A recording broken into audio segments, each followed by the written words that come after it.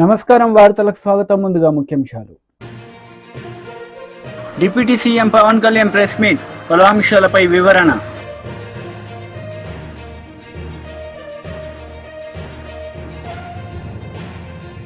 మాజీ మంత్రి Srinivas Goud press meet, ఇరు పార్టీలపై fire. Janasena leader Pawan Kalyan press meet నిర్వహించారు. ఈ సందర్భంగా పలు అంశాలపై ఆయన మాట్లాడారు. అయ్యప్ప స్వామి దీక్ష చేసే వాళ్ళ మీద ఎంత ఇష్టారాజ్యంగా మాట్లాడతారు. ఇదే మీరు ఎవరన్నా సరే ఇస్లాం మీద మీరు గొంతెత్తగలరా? ఎందుకంటే రోడ్ల మీదకి వచ్చి కొడతారని మీకు భయం, అందుకు మీరు మాట్లాడరు. హిందువులు అంటే మెత్తని మనుషులు కదా, తోటి హిందువు కదా, మీరు ఏదైనా మాట్లాడచ్చు. మీకు నమ్మకాలు లేకపోతే మీరు ఇంట్లో కూర్చోండమ్మా. మీకు నమ్మకాలు లేకపోతే ఇంట్లోంచి బయటికి రాకండి, మమ్మల్ని ఏం అనకండి. మేము ఎలా పూజా విధానం ఎలా చేస్తాం, అలాగే ముఖ్యంగా ఫిల్మ్ ఇండస్ట్రీ కూడా నేను తెలియజేస్తా ఉన్నా. దీని మీద మీరు మాట్లాడితే మద్దతుగా మాట్లాడండి, లేదంటే మౌనంగా కూర్చోండి. అంతేగాని మీ మాధ్యమాల ద్వారా అపహాస్యం చేస్తే మటుకు ప్రజలు మిమ్మల్ని ఎవరు క్షమించరు. ఎందుకంటే చాలా డీప్ పెయిన్ ఇది. మీరు లడ్డూ మీద జోక్లు వేస్తున్నారు. నేను ఒక సినిమా ఫంక్షన్ కూడా చూశాను. Laddu is a sensitive issue అని. Don't you ever say that. Don't you ever dare to say that, please. YCP leader Ambati Rambabu media సమావేశం నిర్వహించారు. ఈ సందర్భంగా పలు అంశాలపై ఆయన మాట్లాడారు. చేసినటువంటి ఆరోపణ రాజకీయ ఆరోపణగా మిగిలిపోకూడదు, దీనికి ఒక లాజికల్ ఎండ్ కావాలి అనేటువంటి ఉద్దేశంతో అనేక మంది దీని మీద ఎంక్వైరీకి డిమాండ్ చేశారు. కొంతమంది అయితే సిబిఐ ఎంక్వైరీ అన్నారు, కొన్ని పార్టీలు. కొందరైతే సిట్టింగ్ జడ్జి చేత విచారణ జరిపించాలన్నారు. కొందరైతే సిట్టింగ్ జడ్జి పర్యవేక్షణలో ఒక ప్రత్యేకమైన స్పెషల్ ఇన్వెస్టిగేషన్ టీమును వేసి వారి చేత విచారణ జరిపించాలి. ఇది పెద్ద ఆరోపణ, మతపరమైనటువంటి ఆరోపణ. భారతదేశంలో హిందూ మతానికి సంబంధించినటువంటి ఒక పవిత్రమైన దేవాలయంలో ఇలాంటివి తయారయ్యేదనేటువంటి ఆరోపణ చాలా భయంకరమైన ఆరోపణ. దీన్ని ఆ స్థాయిలో విచారణ జరిపి వాస్తవాలు నిగ్గు తేల్చి నిజమైతే ఆ దోషుల్ని శిక్షించాలి అనేటువంటి డిమాండ్ సర్వవ్యాపితంగా వినిపించింది. తర్వాత చంద్రబాబు నాయుడు గారు మొన్న ఎప్పుడు అనుకుంటాను చాలా వ్యాఖ్యలు చేస్తూ ఆయన ఎంక్వైరీ చేస్తానన్నాడు. ఏం ఎంక్వైరీ విన్నారు కదా. ఆంధ్రప్రదేశ్ ప్రభుత్వంలో పనిచేస్తున్నటువంటి ఒక డిఐజీ స్థాయిలో అధికారిని వేసి విచారణ జరిపిస్తాను అని ఆయన చెప్పిన తర్వాత దేశవ్యాపితంగా ప్రపంచవ్యాపితంగా ఉన్నటువంటి మానవతావాదులు కానీ రాజకీయ నాయకులు కానీ హిందుత్వానికి సంబంధించిన వారు కానీ చాలా ఆశ్చర్యపోయారు. ఇంత పెద్ద ఆరోపణ చేసి ఆయన ప్రభుత్వంలో పనిచేస్తున్నటువంటి ఒక డిఐజీ చేత విచారణ జరిపిస్తాను అనడం ఏమిటి, ఇది ధర్మమేనా అనేటువంటి విమర్శలు విపరీతంగా వచ్చాయి. అప్పుడు నేను అనుకున్నా, డిఐజీ ఏం చెప్తాడు? చంద్రబాబు నాయుడు గారి ప్రభుత్వంలో పనిచేస్తున్నటువంటి డిఐజీ ఏం చెప్తాడు? ధర్మారెడ్డి, సుబ్బారెడ్డి, అదేవిధంగా కరుణాకర్ రెడ్డి తప్పు చేశారు, వాళ్ళందరినీ ఉరేయమని రాంచుతారు. ఇంతేగా మీరు చేసేది. దానికన్నా ఇంకో బెటర్ చేయటం బెటరు. మీ అబ్బాయి ఉన్నాడు కదా లోకేష్, విద్యాశాఖ మంత్రి, ఆయన నాయకత్వంలో కమిటీ వేసి విచారణ జరిపించండి, ఈజీగా అయిపోతుంది. అంటే ఎప్పుడైతే ఇంత పెద్ద ఆరోపణ చేసి కేవలం తన ప్రభుత్వంలో పనిచేస్తున్నటువంటి ఒక పోలీస్ ఆఫీసర్ని వేసి విచారణ జరిపిస్తాను అన్నప్పుడే చంద్రబాబు నాయుడు గారు చేసినటువంటి ఆరోపణ పట్టు లేనిదని, అసత్యమని, కేవలం రాజకీయ దుమారాన్ని రేపటం కోసమో లేదా జగన్మోహన్ రెడ్డి గారి ప్రభుత్వం మీద కక్ష సాధించటం కోసమో లేదా హిందుత్వాన్ని రెచ్చగొట్టి అల్లకల్లోలాలు సృష్టించటం కోసమో చేసినటువంటి ఒక ప్రయత్నం అనేది చాలా స్పష్టంగా అర్థమైపోయిందనే విషయాన్ని నేను ప్రత్యేకంగా చెప్పవలసిన అవసరం లేదు. విఘ్నులైనటువంటి తెలుగు ప్రజలు, హిందుత్వవాదులు, మతాలు సామరస్యంగా ఉండాలని కోరుకునే, లౌకికతత్వం కావాలని కోరుకునే మేధావులు ఆలోచిస్తే వెంటనే అర్థమయ్యేటటువంటి అంశము అని మనవి చేస్తున్నాం. నేను ఏంటంటానంటే ఇక్కడ ఒక ఆరోపణ చేశారు ఒక రాజకీయ నాయకుడు, అందులోనూ ముఖ్యమంత్రి గారు. ఎవరి మీద ఆరోపణ చేశారు? గత ప్రభుత్వం మీద చేశారు. అంటే ఒకసారి ముఖ్యమంత్రిగా చేసినటువంటి జగన్మోహన్ రెడ్డి గారు ఆ ప్రభుత్వం దిగిపోయిన తర్వాత కొత్తగా వచ్చినటువంటి రాజకీయ ప్రభుత్వం చంద్రబాబు నాయుడు గారు ఆరోపణ చేశారు. ఇది రాజకీయ ఆరోపణగా మిగిలిపోకూడదనే ఉద్దేశంతోనే డిమాండ్ చేస్తే, చిత్రమైన విషయం ఏంటంటే లాజికల్గా ఏమవ్వాలండు విచారణ జరిపి దీనిలో వీళ్ళు తప్పులు చేశారు, వీళ్ళ మీద యాక్షన్ తీసుకోవాలని ఒక నిష్పక్షపాతమైన విచారణ జరపవలసినటువంటి అవసరం ఉన్నది. అలా కాకుండా తప్పు జరిగిపోయింది అంటున్నారు. ఈనాడు వాళ్ళు ఇన్వెస్టిగేషన్ చేసి పేపర్లో రాసేస్తున్నారు. మొట్టమొదటి రోజునేమో అనుమానం అన్నారు, రెండో రోజునేమో నిజం అన్నారు. ఆంధ్రజ్యోతి కూడా ఇన్వెస్టిగేషన్ చేసేసి రాసేస్తుంది, ఆయన టీవీలు కూడా ఇన్వెస్టిగేషన్ చేసి రాసేస్తున్నారు. రాసేసి శిక్షించాలంటున్నారు. ఏంటి నాకు అర్థం కాల. మీరు అలాంటప్పుడు డిఐజీ స్థాయిలో అధికారిని ఇంకా వేయాల్సిన అవసరం ఏముంది? ఈనాడు చెప్పినట్టు, ఆంధ్రజ్యోతి చెప్పినట్టో లేదా టీవీలు చెప్పినట్టు చేసేయండి. ఏమిటి దుర్మార్గం అంటున్నా? ఒక గుడ్డగాల్చి మొఖాన వేసిన తర్వాత మీరు దాన్ని మేము తుడుచుకునే కార్యక్రమం కాకుండా వాస్తవాలు చెప్పేటటువంటి పరిస్థితి ఉండాలి. ఎప్పుడైతే మీరు చేసిన ఆరోపణలో పసలేదో ఆర్భాటాలు ఎక్కువ చేస్తున్నారు. నేను చాలా విచిత్రమైన అంశం ఏంటంటే, ఇది మన ఇక్కడ తిరుమలలో ఒక కార్యక్రమం చేపట్టారు. ఇవాళ నిన్న శాంతి యాగం అంటే ప్రసాదం అపవిత్రం అయిపోయింది, ఆ అపవిత్రమైనటువంటి ప్రసాదానికి పవిత్రత చేకూర్చే విధంగా శాంతి హోమం చేశాము అన్నారు. ఎక్కడ అపవిత్రమైంది? లడ్డు ఏమైనా అపవిత్రమైందా? కల్తీనైతే ఎప్పుడైనా వాడారంటే దానికి సమాధానం లేదు.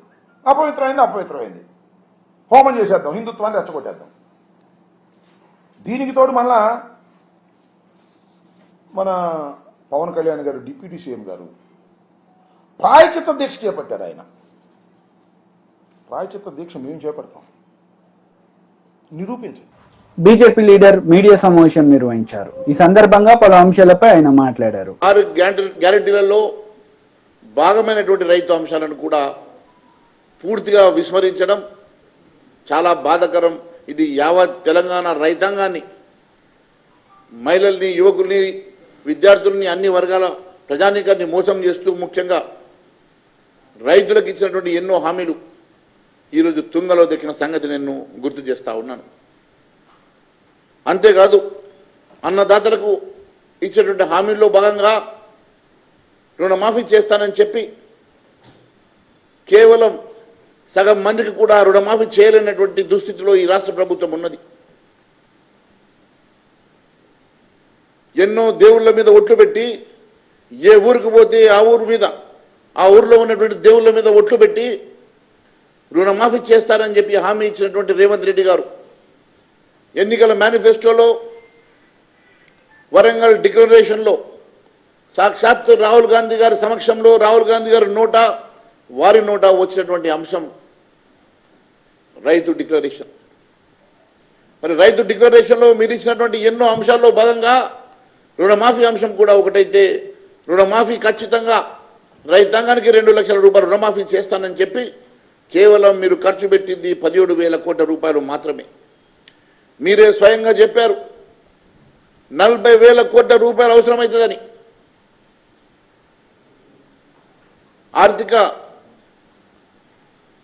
ఆర్థికవేత్తలు చెప్తా ఉన్నారు 49,000 కోట్లు అవసరమని. మీరు 40,000 కోట్లు అన్నారు. అదే మీరు మీ కేబినెట్ మీటింగ్లో 31,000 కోట్లు సరిపోతాయని చెప్పారు. కానీ ఈరోజు మీరు ఖర్చు పెట్టింది కేవలం 17,000 కోట్ల రూపాయలే. గత ప్రభుత్వం 1,00,000 రూపాయల రుణమాఫీ చేయడానికి 19,000 కోట్లు ఖర్చు పెడితే మీరు 17,000 కోట్లతోటి 2 లక్షల రుణమాఫీ ఏ రకంగా చేశారని చెప్పి ప్రజానీకాన్ని నమ్మిస్తారని చెప్పి తెలియజేస్తా ఉన్నాను. మీరు ఒకవైపు 15 ఆగస్టు సందర్భంగా పూర్తిగా రుణమాఫీ చేశానని చెప్పి పచ్చి అబద్ధాలు మాట్లాడుతుంటే మీ మంత్రులు ఉత్తమ్ కుమార్ రెడ్డి గారు కానీ, మీ మంత్రులు తుమ్మల నాగేశ్వరరావు గారు కానీ లేదు ఇంకా కొన్ని వేల కోట్ల రూపాయలు అవసరం ఉన్నది, 13,000 కోట్ల రూపాయలు ఇంకా అవసరం అవుతుందని చెప్పి తుమ్మల నాగేశ్వరరావు గారు చెప్పారు. ఇంకా చాలామందికి రుణమాఫీ జరగలేదు, మేము ఇంకా రుణమాఫీ జరగడానికి మాకు ఇంకా కొన్ని వేల కోట్ల రూపాయలు అవసరం పడుతుందని చెప్పి మీరు చెప్పారు. అంటే మీరు ఒకటి చెప్తా ఉన్నారు, మీ మంత్రులు ఒకటి చెప్తా ఉన్నారు.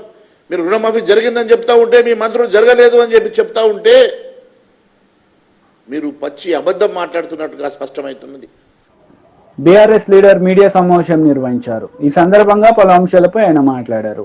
10 నెలల తర్వాత పాలమూరు రంగారెడ్డి జిల్లా ప్రాజెక్టు సందర్శించడానికి, పనులను వేగవంతం చేయడానికి మరి నీటిపారుదల శాఖ మంత్రి ఉత్తమ్ కుమార్ రెడ్డి గారు, జూపల్లి కృష్ణారావు గారు, మా ఉమ్మడి జిల్లా ఎమ్మెల్యే అందరూ కూడా మరి కదిలినందుకు, మరి లేటుగా అయినా స్పందించినందుకు వారికి స్వాగతిస్తూ ఒక్కటే తెలియజేస్తా ఉన్నాను. దయచేసి భేషజాలకు పోకండి, విద్వేషాలకు అసలు పోకండి. మా మీద ఉన్నటువంటి కోపంతో పాలమూరు పైన పగ పెట్టుకోకండి దయచేసి. ఎందుకు చెప్తున్నా అంటే ఏదుల గాని, నార్లాపూర్ గాని, వట్టెం గాని, ఉదండపూర్ గాని, కరివెన గాని ఇవన్నీ రిజర్వాయర్లు పాలమూరు రంగారెడ్డి జిల్లా ప్రాజెక్టు 90% మేము అమ్ముతామంటే మీ ఈఎన్సీ గారిని రేపు ఎక్కడో దగ్గర సమీక్ష పెట్టి టోటల్ ప్రాజెక్టులో ఎంత పని అయిందో అడగమని చెప్పండి, ఈఎన్సీనే చెప్పండి. దాదాపు 90% పనులన్నీ పూర్తయినాయి. టన్నల్ కూడా 90% టన్నల్ కూడా కరివెన నుంచి ఉదండపూర్ టన్నల్ కూడా కంప్లీట్ అయిపోయింది. టన్నల్ కంప్లీట్ అయింది, రిజర్వాయర్ కంప్లీట్ అయినాయి. ఏదుల నుంచి వట్ట నుంచి ఆడ మోటార్ ఆన్ చేస్తే డైరెక్ట్ గా ఉదండపూర్ వరకు వెళ్ళడానికి ఎక్కడ కూడా అభ్యంతరం లేకుండా ఉంది. కేసీఆర్ గారు పంపు కూడా, మొదటి పంపు కూడా ఆన్ చేసి ట్రయల్ రన్ కూడా చేసి చూపించినాం. ఇక మిగిలినవి ఏంటంటే కాలువలు కూడా టెండర్ మేము పిలిచినాం, మీరు వచ్చిన తర్వాత రద్దు చేసింది. ఇవాళ మీరు చేసిన పని ఏంటంటే మేము చెప్పిన దానిలో మీరు సద్విమర్శగా తీసుకోండి. ఎందుకంటే తెలంగాణ రాష్ట్రం, తెలంగాణ 10 జిల్లాల్లో అత్యధిక నష్టపోయింది ఉమ్మడి ఆంధ్రప్రదేశ్ లో పాలమూరు జిల్లా. 18 మంది వలసలు పోయినటువంటి, లక్షల మంది వలస పోయి బయట బతుకున్నటువంటి జిల్లా పాలమూరు జిల్లా. దేశంలోనే నిరక్షరాస్యత అతి తక్కువగా ఉన్నటువంటిది మహబూబ్నగర్ జిల్లాలోనే. బాల్య వివాహాలు అత్యధికంగా ఇక్కడనే, చైల్డ్ లేబర్ ఇక్కడనే. మరి ఇలాంటి జిల్లాలో నాన్స్తూ ఏళ్ల తరబడి ఉన్నటువంటి పెండింగ్ ప్రాజెక్టులని రన్నింగ్ ప్రాజెక్టుగా చేసి భీమా కావచ్చు, నెట్టెంపాడు కావచ్చు, కల్వకుర్తి కావచ్చు, కోయిల్ సాగర్ దాదాపు లక్షల ఎకరాల సాగును పెంచి ఎండిపోయిన కంకులతో పిండి సంచులు దొరకక చెప్పులను లైన్లో పెట్టి ఎండ నిలబడినటువంటి పరిస్థితి నుంచి ఇటు చూసిన రాసులు ఒడ్లు వండే స్థాయికి తీసుకొచ్చినటువంటి ఘనత 10 సంవత్సరాల్లో పరిపాలించినటువంటి టీఆర్ఎస్ ప్రభుత్వాన్ని. పెండింగ్ ప్రాజెక్టులను రన్నింగ్ ప్రాజెక్టులా చేసి ఆ జిల్లాను లక్షల ఎకరాలు పండించి సస్యశ్యామలు చేసినాం. పాలమూరు రంగారెడ్డి జిల్లా ప్రాజెక్టు ఆ ప్రాజెక్టుతోనే ఈ మహబూబ్నగర్ బాగుపడుతుందని చెప్పి అత్యధికంగా నీళ్లు ఉన్నటువంటి ప్రాంతం నుంచి శ్రీశైల జలాశయంలో కూడా మన వాటా ఉంది, కృష్ణా నదిలో మన వాటా ఉంది. మన వాటా ప్రకారం మనం కింద నీళ్ళని తీసుకోవద్దు. వర్షాకాలం అయిపోయిన తర్వాత కూడా నీళ్లు నిల్వ ఉండేటువంటి 200 పైగా టీఎంసీలు ఉన్నటువంటి ప్రాంతం నుంచి నీళ్లు తీసుకోవాలని ఆలోచన చేసి అక్కడ నుంచి ఉమ్మడి జిల్లా మొత్తం కల్వకుర్తి లిఫ్ట్ ఇరిగేషన్ కూడా ఆ కేలై కాలువ కూడా ట్యాప్ చేసి ఉమ్మడి జిల్లా మొత్తం కూడా లక్షల ఎకరాలు, దాదాపు 10 లక్షల ఎకరాలు పండే వరకు, ఈవెన్ కోయిల్ సాగర్ కూడా గ్రావిటీ ద్వారా నిండే డిజైన్ చేసి మరి 90% పూర్తయినటువంటి పనులను 10% పనులు ప్రభుత్వం వచ్చిన కొత్తల్లోనే స్టార్ట్ చేసింటే, లేదా అదే టెండర్లను ఖరారు చేసింటే, లేదా ఆ టెండర్ క్యాన్సిల్ చేసి ఇమ్మీడియట్ 1 month లో మీరు మీ ప్రభుత్వంలో ఇంకొక టెండర్ పిలిచిన స్టార్ట్ చేసిన ఈ పాటికి ఈ పంటలకే నీళ్ళు వచ్చే అవకాశం ఉన్నటువంటి పరిస్థితి. కనీసం నెక్స్ట్ పంటల కన్నా నీళ్ళు వచ్చేటట్లు చేయండి. మేమందరం కూడా 14 మంది మొత్తం శాసనసభ్యులము, మంత్రులము, ఎమ్మెల్యే అందరం కూడా ఒక ఏకతాటిపై ఉండి 6 రిజర్వాయర్లు, లిఫ్ట్లు, టన్నెళ్లు కంప్లీట్ చేసుకున్నాం 90%. ఎక్కడ కూడా వెనుకడుగు వేయలేదు. ఈ రోజు మీరు కూడా అందరు కలిసి ఒక రాజకీయ కోణంలో అరే కంప్లీట్ చేస్తే ఈ పార్టీకి పేరు వస్తుందనో, లేకపోతే మేము చేసే విమర్శను ఎట్లా మీరు మళ్ళీ విమర్శ చేయాలనో అనే దానిలో పోకండి. YCP leader Pothina Mahesh media సమావేశం నిర్వహించారు. ఈ సందర్భంగా పలు అంశాలపై ఆయన మాట్లాడారు. శ్రీ వెంకన్న స్వామి లడ్డు ఎంతో నాణ్యంగా, పదే చెప్పాము, ఎంతో నాణ్యంగా మంచిగా తయారు చేసి మరి భక్తులకి అందజేస్తే కావాలని పనిగట్టుకొని సనాతన ధర్మం మీద, హిందూ ధర్మం మీద దాడి చేయడమే పనిగా కూటమి ప్రభుత్వం అడుగులు ముందుకేస్తోంది. పూటకో వేషం, రోజుకో. టీడీపీ లీడర్ మీడియా సమావేశం నిర్వహించారు. ఈ సందర్భంగా పలు అంశాలపై ఆయన మాట్లాడారు. వర్గమైనటువంటి వీరి హయాంలో జరిగినటువంటి అక్రమాలు, వారు చేసినటువంటి పాపాలు ఒక్కొక్కటిగా బయటకు వస్తూ ఉన్నాయి. అన్నిటికంటే మించి వీళ్ళు చేసినటువంటి క్షమించరాని మహాపాపం, స్వామివారి నైవేద్యంలో, స్వామివారి ప్రసాదంలో, లడ్డూ ప్రసాదంలో యానిమల్ ఫ్యాట్స్తో వాటిని కలుషితం చేసి కేవలం డబ్బు కక్కుర్తితో ఏఆర్ ఫుడ్స్ లాంటి కంపెనీలతో కుమ్మక్కయి స్వచ్ఛమైనటువంటి ఆవు నెయ్యిలో కల్తీ పదార్థాలు, జంతువులకు సంబంధించినటువంటి కల్తీ పదార్థాలతో కలుషితం చేసి స్వామివారి ప్రసాదాన్ని కూడా ఆ రకంగా అడల్టరేట్ చేసినటువంటి ఈ క్షమించరానటువంటి పాపం, దీనికి సంబంధించినటువంటి వాస్తవాలు బయటకు వచ్చేసరికి ప్రపంచవ్యాప్తంగా ఉన్నటువంటి హిందువులు మాత్రమే కాదు, అన్ని మతాల వారు కూడా నిర్ఘాంతపోయారు. చేసినటువంటి పాపం తాలూకా వాస్తవాలు అనేక ల్యాబ్ రిపోర్టుల ద్వారా బయటపడినటువంటి సందర్భంలో ఇంకా కూడా బుకాయించే ప్రయత్నం, వాళ్ళ చేతిలో ఉన్నటువంటి ఒక అవినీతి బురద పత్రికను అడ్డం పెట్టుకుని ఇంకా కూడా తప్పుడు రాతలు, వక్ర భాష్యాలు పలుకుతూ ప్రజల్ని నమ్మించేటటువంటి ప్రయత్నం చేస్తూ ఉన్నారు. ఏదో అసలు ఏఆర్ ఫుడ్స్ వారి ఆ అడల్టరేటెడ్ గీ ఏదైతే ఉందో, యానిమల్ ఫ్యాట్స్తో కలుషితమైనటువంటి ఆవు నెయ్యి ఏదైతే ఉందో దానిని అసలు వాడలేదని, వాడకుండానే వాడినట్లు ప్రజల్ని మభ్యపెడుతున్నారని నానా రకాలైనటువంటి తప్పుడు రాతలు రాస్తూ ఉన్నారు. వీళ్ళు ఇటువంటి తప్పుడు రాతలు ఈ పత్రికని, ఛానల్ని అడ్డం పెట్టుకుని ప్రజలని నమ్మించే ప్రయత్నం చేయటమే కాకుండా కొంతమంది పెయిడ్ ఆర్టిస్టులను కూడా అడ్డం పెట్టుకుని మీడియాలో ఉన్నటువంటి కొంతమంది పెయిడ్ ఆర్టిస్టుల ద్వారా సోషల్ మీడియాలో ట్వీట్లు పెట్టించడం, స్టేట్మెంట్స్ ఇప్పించడం, ఇటువంటి కార్యక్రమాలకు కూడా తెరలేపుతా ఉన్నారు. ఇవన్నీ చూసిన తర్వాత నిన్న నారా లోకేష్ గారు ఒక ట్వీట్ పెట్టారు. ఏమని ట్వీట్ పెట్టారు? ఏఆర్ ఫుడ్స్ కంపెనీ ఏదైతే వీళ్ళు కొమ్మక్కయి కాసుల కక్కుర్తి కోసం తెర మీదకి తీసుకొచ్చినటువంటి ఏఆర్ ఫుడ్స్ కంపెనీ ఏదైతే ఉందో, ఎవరి టెండర్నైతే జగన్మోహన్ రెడ్డి హయాంలోనే ఖరారు చేశారో మే 8, 2024న, ఎవరి హయాంలో అయితే ఏఆర్ ఫుడ్స్కి పర్చేజ్ ఆర్డర్ ఇచ్చారో మే 15వ తేదీన, ఆ కంపెనీ మొత్తం 8 ట్యాంకర్ల నెయ్యి సరఫరా చేసింది. ఆ 8 ట్యాంకర్లలో 4 ట్యాంకర్ల నెయ్యి వాడటం జరిగింది.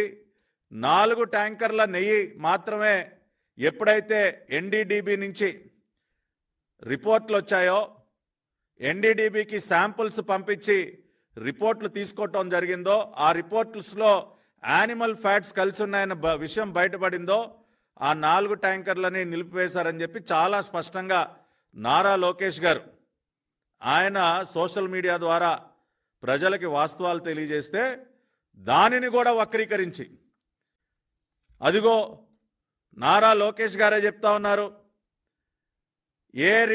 ఏ ట్యాంకులనైతే శాంపుల్స్ ఎన్డీడీబీకి పంపించారో 4 ట్యాంకులు, ఆ ట్యాంకులను అసలు వాడలేదని చెప్తా ఉన్నారు.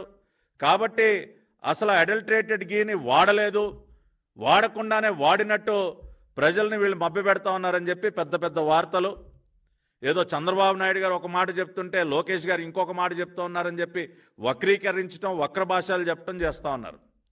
కానీ ఈ బుద్ధి తక్కువ సన్నాసులు ఎవరైతే ఉన్నారో వారందరికీ కూడా ఒక విషయం చెప్తా ఉన్నాను. అదేవిధంగా ఈ ప్రెస్ మీట్ చూస్తున్నటువంటి వారందరూ కూడా ఒక్కసారి కామన్ సెన్స్తో ఆలోచించండి. ఏఆర్ ఫుడ్స్ వాళ్ళు మొత్తం 8 ట్యాంకర్ల నెయ్యి సరఫరా చేసినప్పుడు 4 ట్యాంకర్లు నెయ్యి కన్జ్యూమ్ చేసినప్పుడు వాడినప్పుడు ఆ 4 ట్యాంకర్లలో శుద్ధమైనటువంటి ఆవు నెయ్యి ఉంటుందని మనం నమ్మగలమా?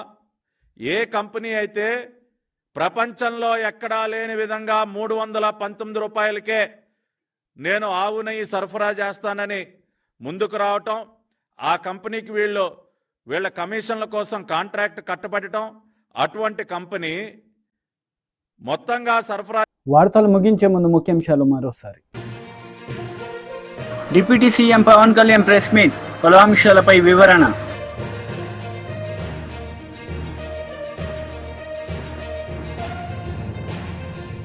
మాజీ మంత్రి శ్రీనివాస్ గౌడ్ ప్రెస్ మీట్, ఇరు పార్టీలపై ఫైర్.